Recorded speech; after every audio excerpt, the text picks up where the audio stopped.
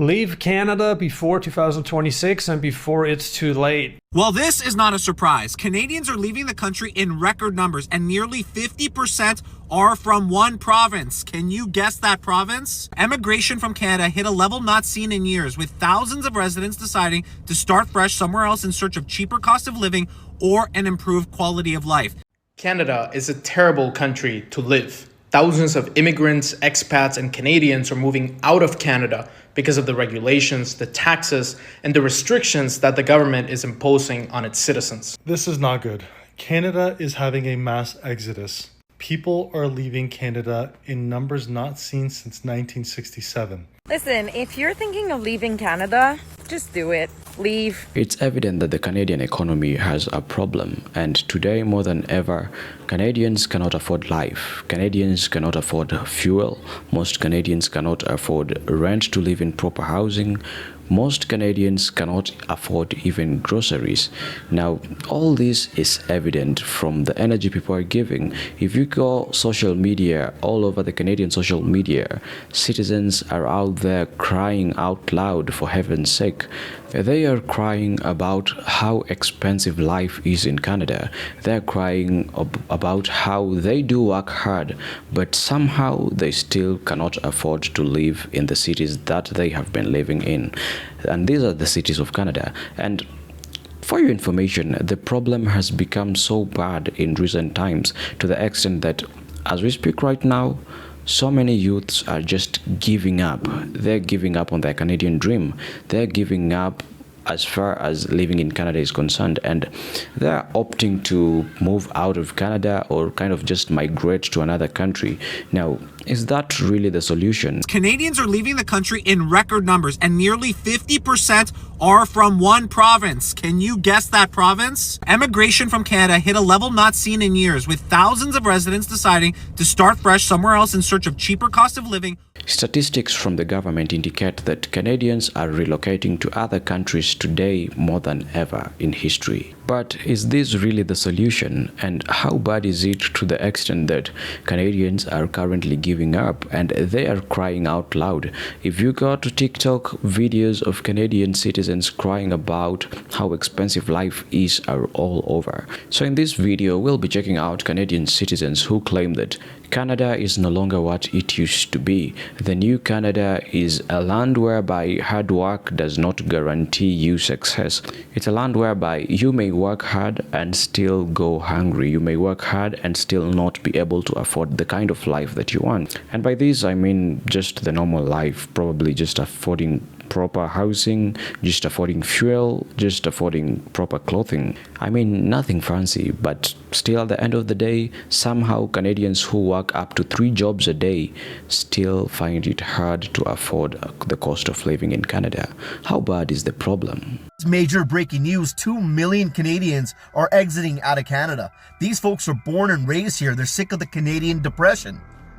They're sick of it. They're working full time and they can't get ahead, so they're bouncing to the United States. And you better believe when I say Mark Carney's not going to let you tax generators leave. He's not. He's going to keep you right here. Because people are exiting out of Canada, rents are coming down. And get this, get a load of this.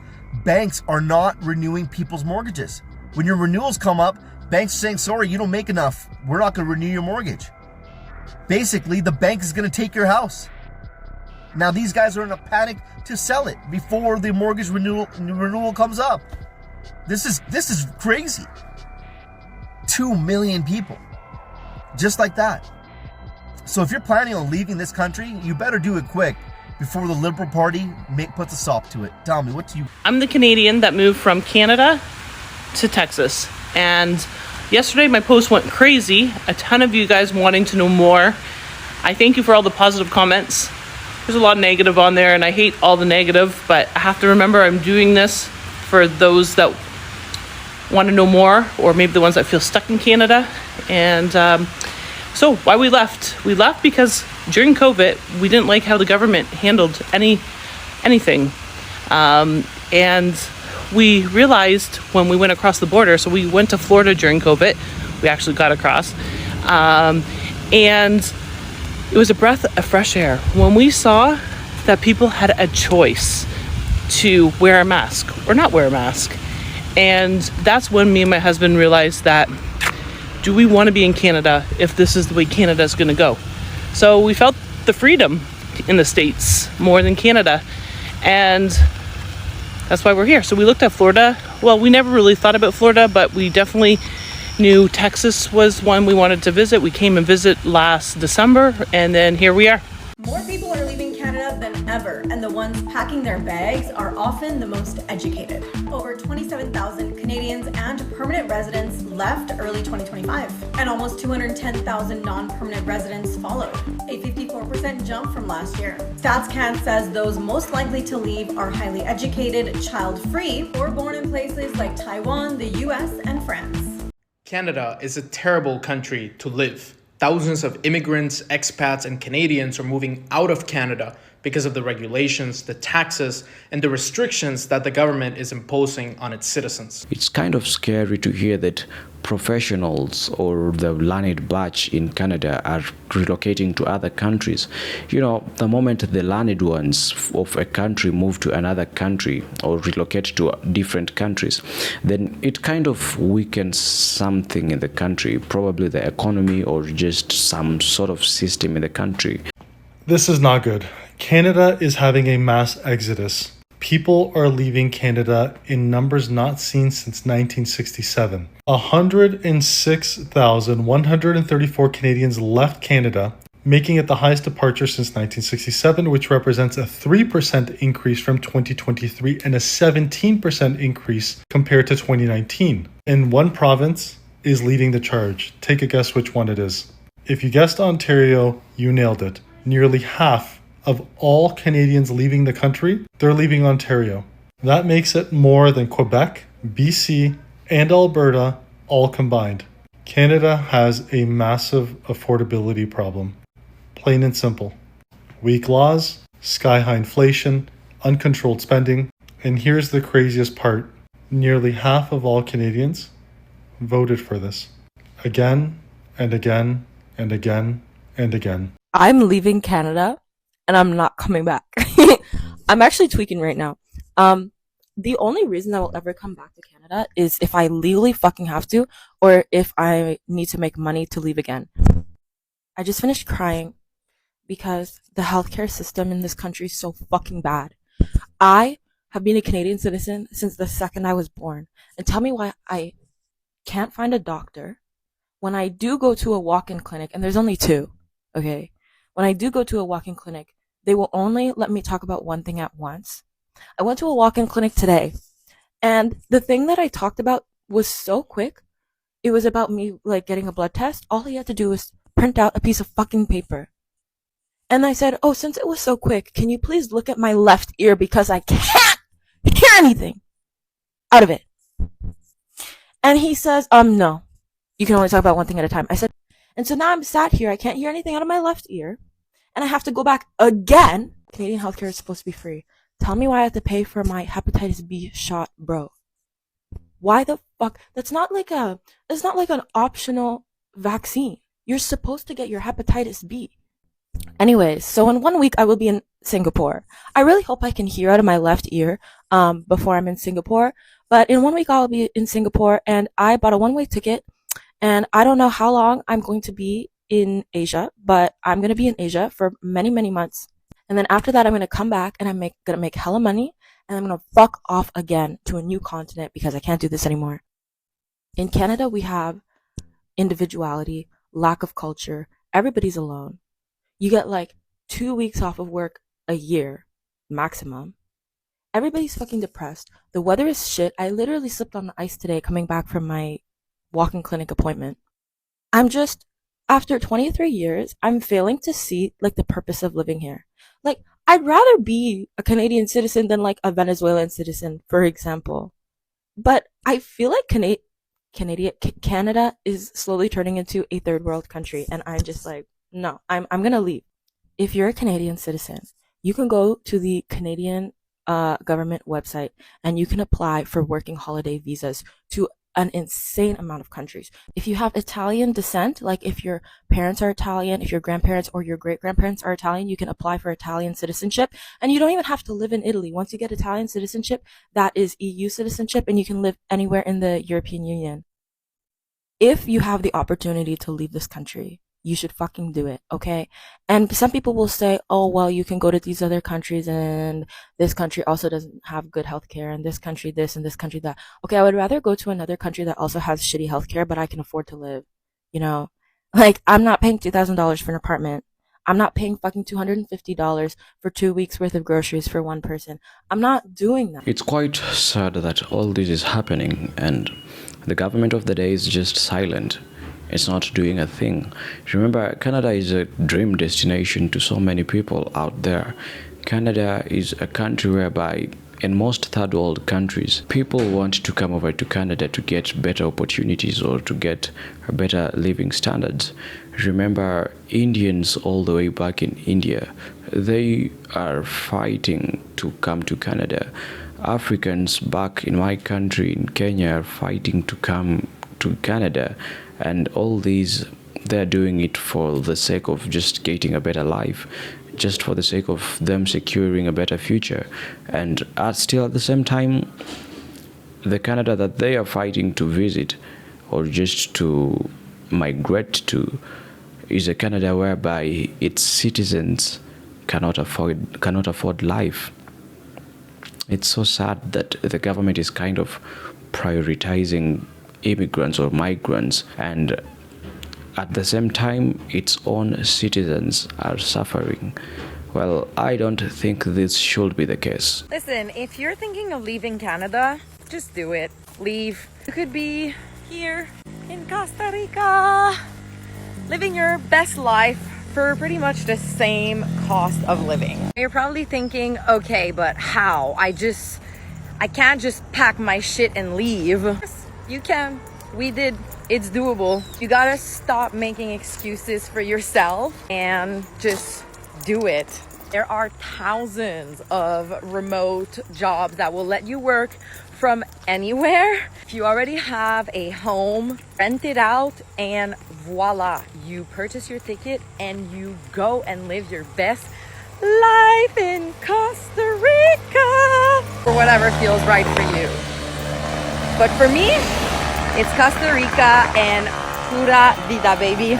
Attention Canadians, this is not good. More people are leaving Canada and the most educated are most likely to go. You do know what this means, right? You know what this means.